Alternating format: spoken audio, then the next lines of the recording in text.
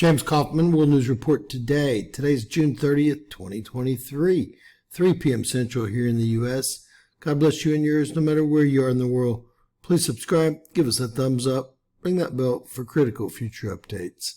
As far as the eye can see, fields of Suncups are covering the Sierra Nevadas. California conservationist Beth Pratt was hiking in Yosemite National Park on June 25th when she came across miles upon miles of Suncups. Quote, "I've been hiking in the Sierra for 33 years, said Pratt, Regional Executive Director of National Wildlife Federation California Regional Center. I've encountered them a lot, but never to this extent. That was something. First, in how much coverage there was of them. And then the depth. The depth was something I've never encountered.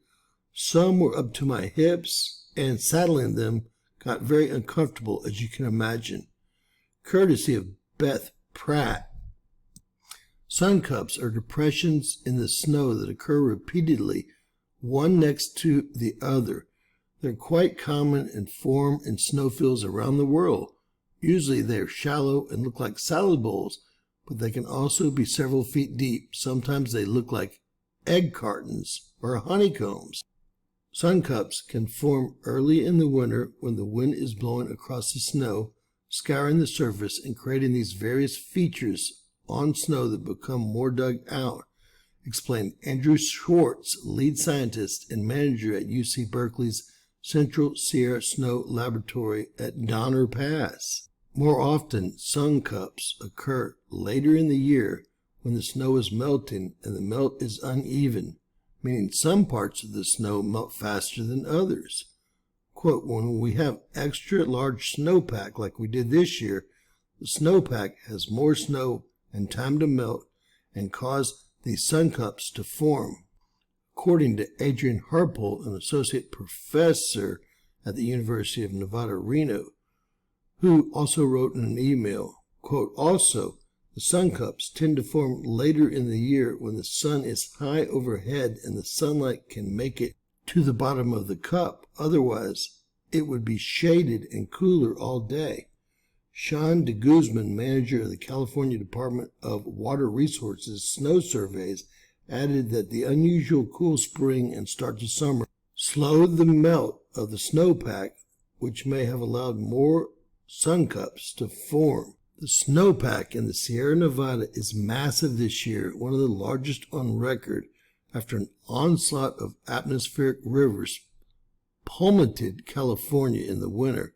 At the start of summer, snow is still piled up across the mountains, and many hiking trails and campgrounds are still closed.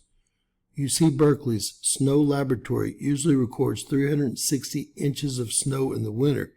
This winter, it measured 754 inches. Schwartz told SF Gate on Wednesday that there have been Suncups in the snow around Central Sierra Snow Laboratory for the past month. He said he hiked through them the other day near the lab.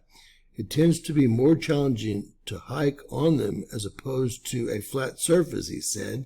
"You think? You have to be more cautious about where you step. You can slide more. It takes more effort," end quote. Pratt tramped through the Suncups on a hike to Gaylor Lakes, a 2-mile round-trip track that begins at Tioga Pass entrance. She studies a small mammal known as the pika in Yosemite and the Sierra, and this was a trip to check on their habitat and see how the animals fared through the winter. She was glad that she was carrying only a light day pack and said that she wouldn't have been able to navigate the deep depressions with a larger pack. The Gaylor Lakes Basin extends for miles. It's an open area, she said. The whole open basin was Suncups as far as the eye can see.